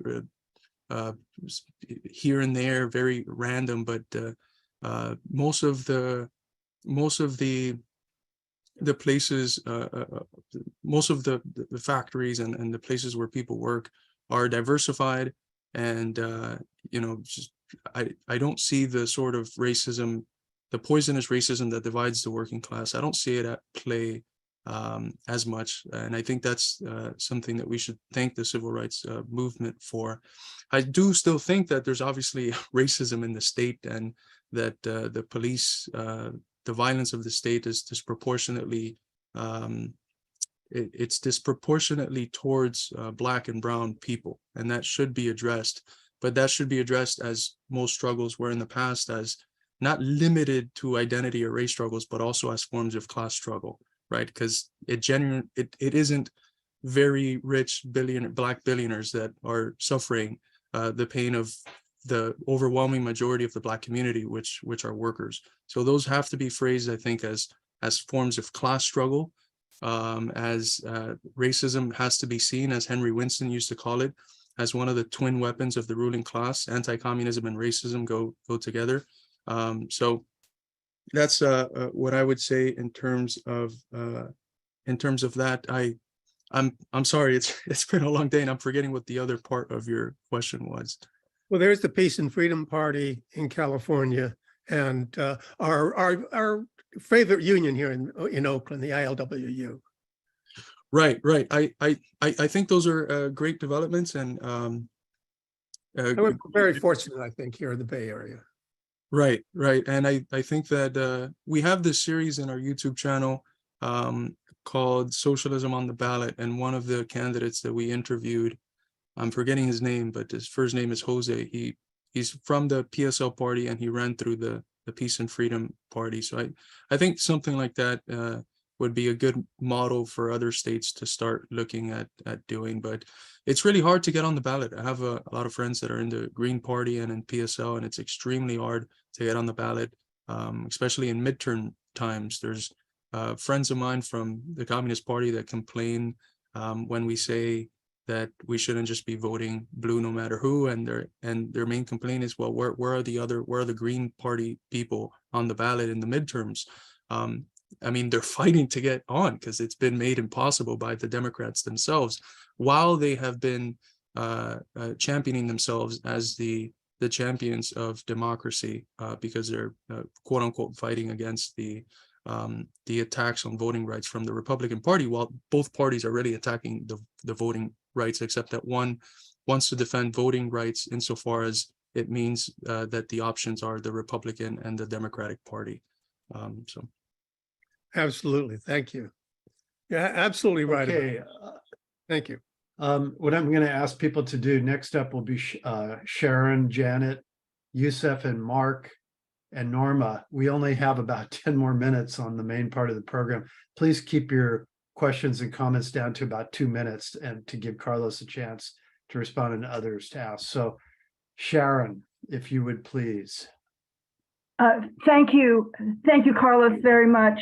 I wanted to make just a couple comments. One is about what you just we're talking about, the third party, the question of having a left party on the ballot. I've always thought it was a mistake for the Communist Party to stop running candidates. I think the last time they did was in 1980 when Angela Davis was the vice presidential candidate. When I first moved to Washington from New York, it was in the early 70s. I was on a bus and I saw a placard that said, "Vote for peace, vote for justice, vote communist." And I was very impressed by that as a young Marxist at the time. And Angela Davis is still a cultural icon. There's a big exhibit about her life and her ideas at the Oakland Museum right now. And she still is very influential within the left, at least locally. The question of a labor aristocracy and how you mentioned that it's wrong to say that the entire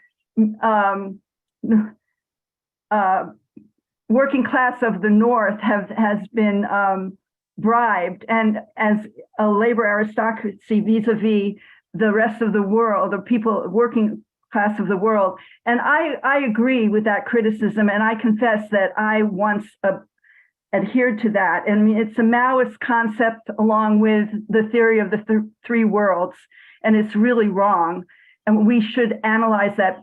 We need to do a lot more work in talking about who is the labor aristocracy. There is one, but who really is it in the U.S. working class, and how they seem to be bribed by so little. They settle for such a small bribe.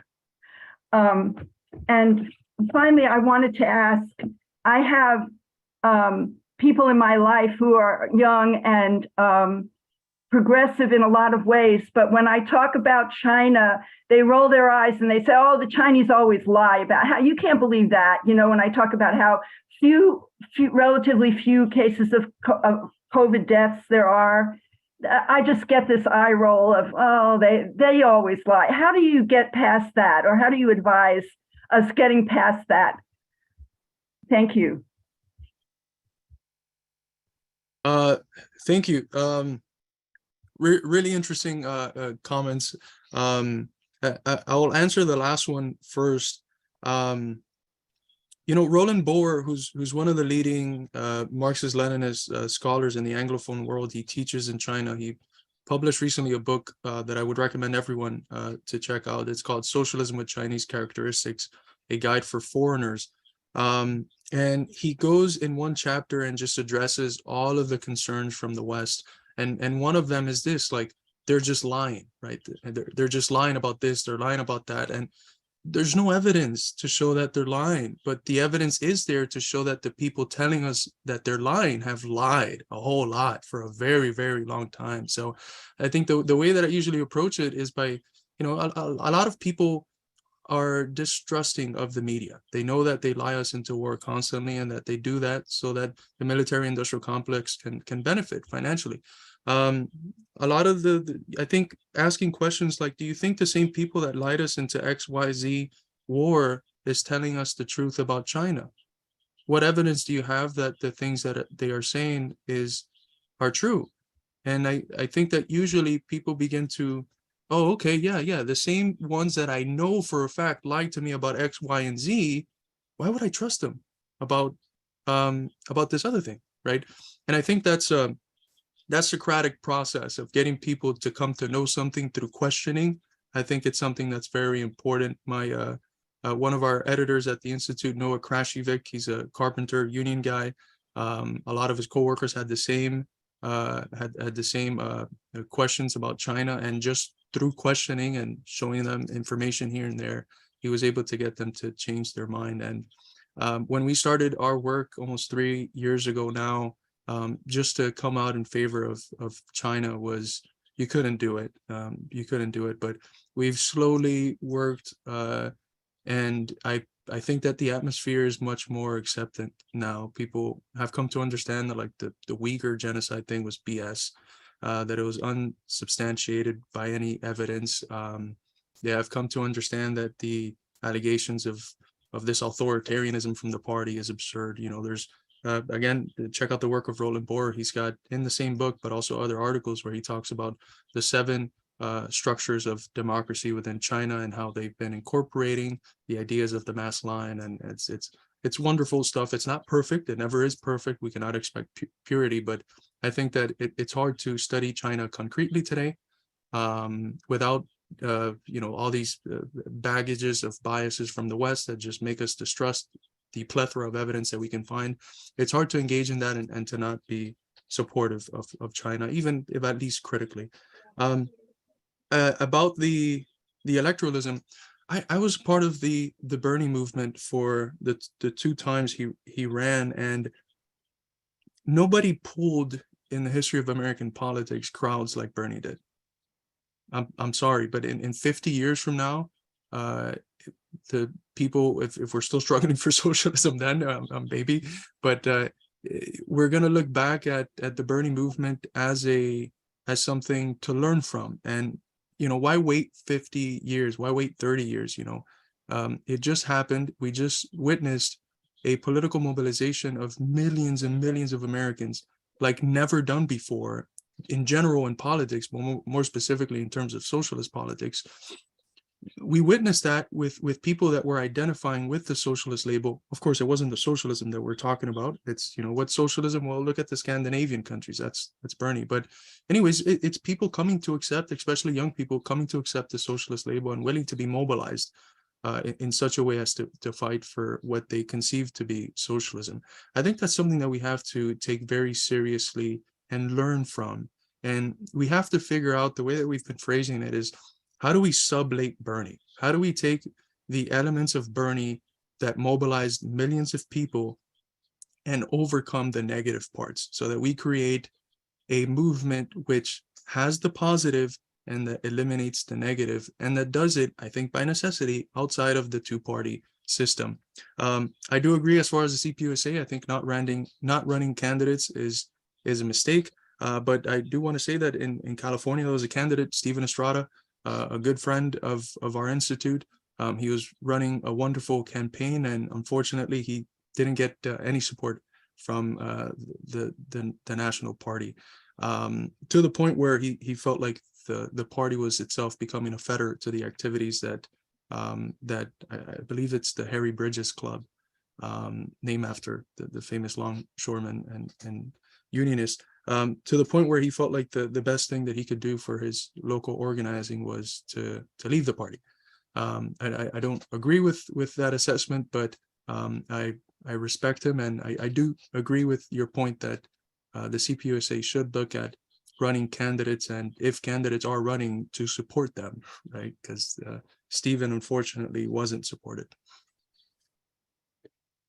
Okay, next is Janet, followed by Youssef and Mark. Janet, if you would go ahead, please. Okay, thanks. Oh, and what about all the lies the US feeds us? Anyway, thank you, Carlos, for such an amazing presentation and for your work. I'm not a Marxist scholar, nor am I fluent in the jargon. I'm more or less someone who many decades ago, once I had met up with some people who identified as socialists, and I joined a study group, I realized that I've been a socialist, small s, all my life. That said, I want to say that I agree with what Peter raised about who your audience is. And in that light, I think that something else that is needed in order to accomplish what you described is a current day and relatively simple statement or manifesto that spells out what living in a socialist country or world would be like, what everyday life would look like, including examples that exist or have existed, like Social Security, single-payer health care, if not socialized medicine, social housing, the 8-hour workday, probably it no longer exists, and so forth. So what also should be spelled out is how to get there from here. Something like this should be widely distributed to the industrial proletariat. And I'm wondering, does Midwestern Marx have something like this, or are you working on it? Thank you again for a wonderful question. I do agree, and we are working on pamphlets that we can like mass hand out, and something like what socialism would look like today. What I mean, we have to understand that poll after poll shows that the most popular president in US history, even today, is FDR. And that he's the only guy that's been elected 4 times in a row. They had to put term limits in order to stop him from getting elected. And FDR wasn't a socialist, but he was a friend of socialists. He had the backing of the Communist Party, of the Socialist Party, of the labor unions, which at that time were heavily communist, and he was a friend of the Soviet Union. And why is it that the president that we've had that has been the most overwhelmingly popular amongst the American people is the one that has been the closest to socialism? Why is it that the few things that we have, if they haven't been rolled back over the last 50 years of neoliberalism, the few things the American people have that they enjoy, it was won by socialists, and it was won by trade unionists and the working class. It wasn't handed to us from the capitalists. It was won through struggles. And I think those things, we have to recapture them. And I think in the part of my presentation where I talk about recapturing the positive history of American socialism, that is a part of it, right? The few things that we have that we like, it came from socialists, and the one president that people still enjoy the most was the one closest to a socialist. I think PSL recently did something like that. It's a book that's been shared around called Socialist Reconstruction. I haven't had a chance to read it yet. I've seen a few book panel presentations on it.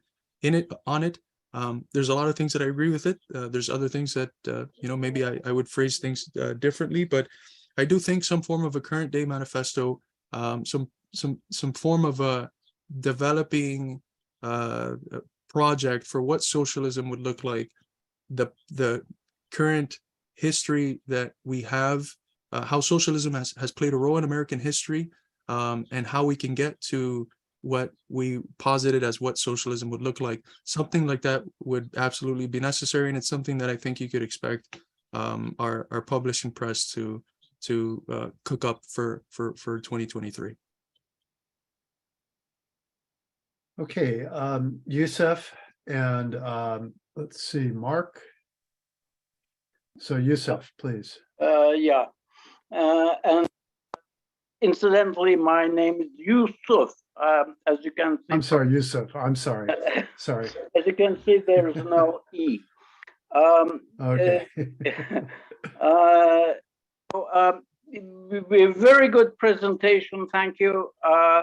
One comment is that I think it was Lenin who pointed this out. It's not just the absolute strength of the working class, but it's also the relative strength vis-a-vis the strength of the ruling class. And so that's why I think he argued that revolution will be in Russia rather than in Europe, although the working class is not so developed in Russia. So the US ruling class is very, very entrenched still, and its institutions are entrenched. Whereas in Latin America, the country I come from, Turkey, and so on, the institutions are not entrenched. So you could, one should, I guess, be more charitable to the American left, is that they, no matter how good they do things, how that they get a good program and so forth, I mean, they're still facing formidable odds, a formidable enemy. So that would be my comment, and I would like your response. And second, could you tell some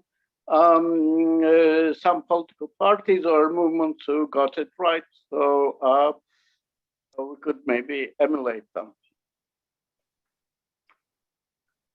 Thank you for your question, and I do agree. We do have a very formidable enemy, as you nicely put it. It's a monster that I don't think many socialist struggles around the world in the past have had to face. It's a ruling class that is very entrenched. It has a lot of power, it has a lot of dominance, a lot of resources, and it's used those resources to stop socialist struggles abroad and at home. But I do think that there's a genuine crisis of legitimacy going, and a big part of how they're able to perpetuate the existing order is legitimizing themselves, right? A lot of people bought into the idea that this is a democracy, that there's freedom, and all the other bourgeois notions that they've indoctrinated us with since we were babies. And I think more and more people are rejecting those ideas, and that is, I think, inevitably going to create the conditions wherein the crisis of legitimacy turns into a more profound crisis of authority. But I do think it's a very formidable enemy that we have. And look, the struggle for socialism in the US is perhaps as internationalist as a struggle can take, because if we're able to overthrow this monster, we're not just overthrowing the exploiters of the American people, but we're overthrowing the monster that has prevented socialism to flourish peacefully around the world. So the stakes are very high for American communists. But yeah, I think that there's cracks and there's spaces of leakages that we can begin to see, and I wouldn't be surprised if we're able to take advantage of those and help it pop. Maybe that's just youthful optimism. I don't know, but yeah. Well, thank you. I think what we're going to do now is we're going to stop the recording, but continue people who have questions. I want to thank you, Carlos, for one of the most informative and stimulating presentations and discussions that we've had. We really look forward to working with you and Eddie and others from Midwestern Marx in the future. And just thank you so much for coming and presenting. We really appreciate it. So let's go ahead and stop the recording, and then we'll go from there. Thank you.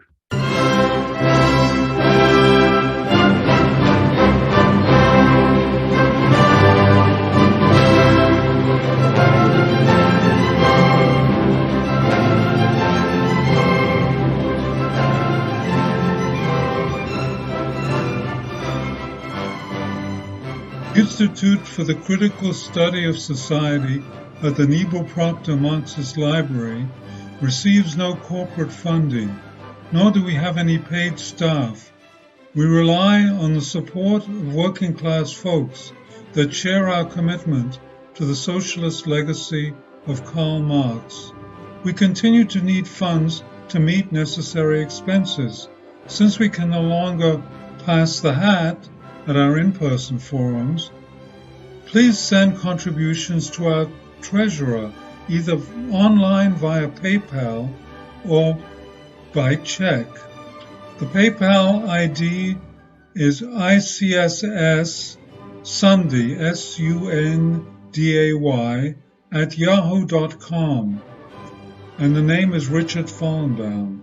And checks may be made out to Richard Fallenbaum and sent to him at 1225 Nielsen Street, Berkeley, California, 94706. Fallenbaum is spelled Fallenbaum. To donate directly to the Marxist Library, send a check to the Niebuhr Proctor Marxist Library at 6501 Telegraph Avenue, Oakland, California, 94609, or directly or donate online at www.paypal.me/npml.